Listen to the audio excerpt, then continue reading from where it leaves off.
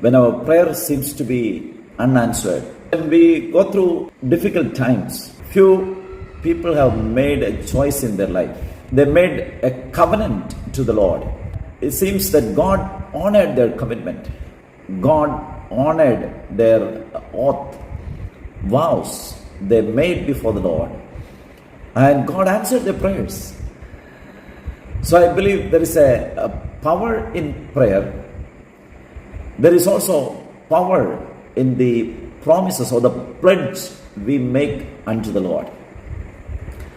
So when there is a prayer seems to be not answered and our requests are like pending, added to the prayer when we make commitments to the Lord, when we come little more closer to the Lord and make vows, promises, pledges, I'm sure God will honor that and He will reward accordingly. I believe God is drawing our attention to go one step further, to come little more closer to Him and make a pledge, make a covenant with the Lord. When God does that miracle for us, what would be a response from our side? How would our life be? And what would we do unto the Lord when He answers our prayer? See, the vow, the commitment, or the pledge is not by compulsion, but it is a volunteer commitment we make unto the Lord.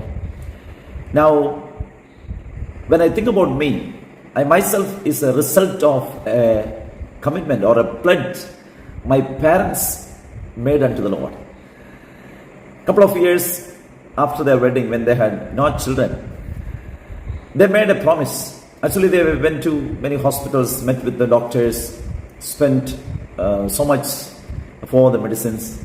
And when there was no result, someone influenced my mother, asked her to make a choice.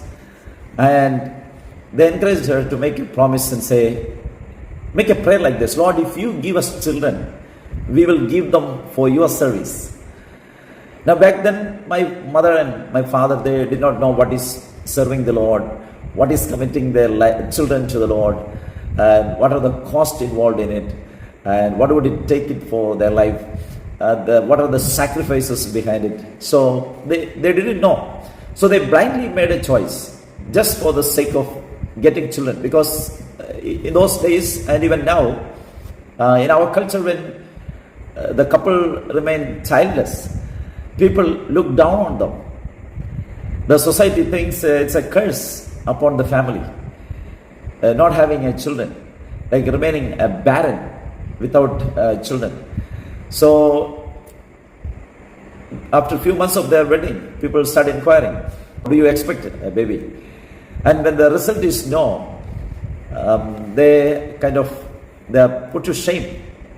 So people do long for a child immediately after their wedding.